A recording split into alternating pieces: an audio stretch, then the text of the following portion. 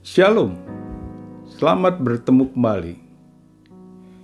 Mari kita merenungkan firman Tuhan yang terambil dari kitab Hakim-Hakim 4 sampai yang ke-6.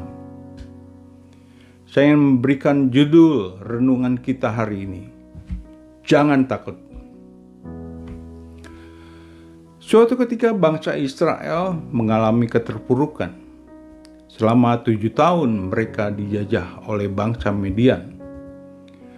Ditegaskan dalam kitab Hakim-Hakim pasal 6 ayat yang ke-6a berkata bahwa sehingga orang Israel menjadi sangat melarat oleh perbuatan orang-orang Midian itu. Pertanyaannya, mengapa hal ini bisa terjadi pada umat pilihan Allah?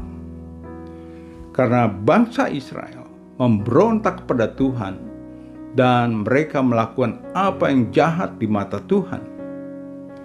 Itulah sebabnya Tuhan mengizinkan kesesakan terjadi atas bangsa Israel.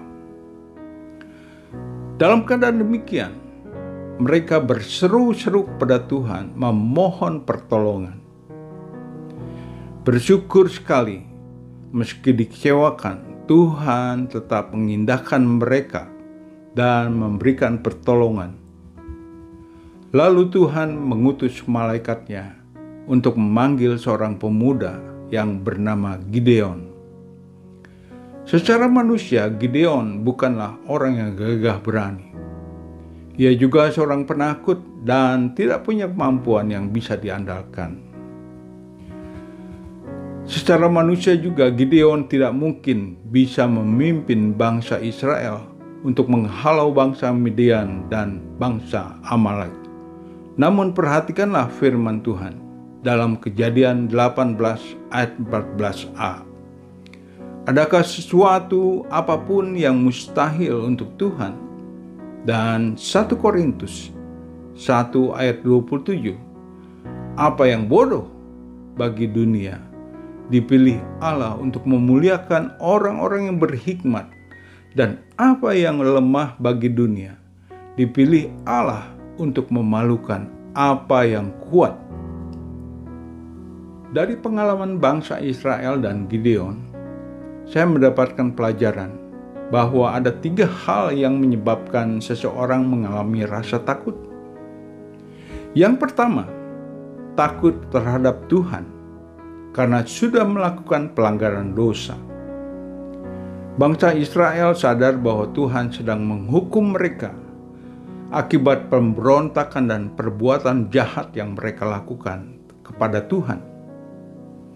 Yang kedua, takut terhadap musuh atau rintangan besar karena merasa mendapatkan penindasan. Bangsa Israel takut terhadap bangsa Midian yang menindas mereka dengan kejam. Selama 7 tahun mereka dibuat melarat dan ketakutan. Mereka bersembunyi di gua-gua untuk menghindari serbuan penjara yang bisa datang sewaktu-waktu. Yang ketiga, takut terhadap diri sendiri karena menganggap diri kecil dan tidak mampu berbuat apa-apa.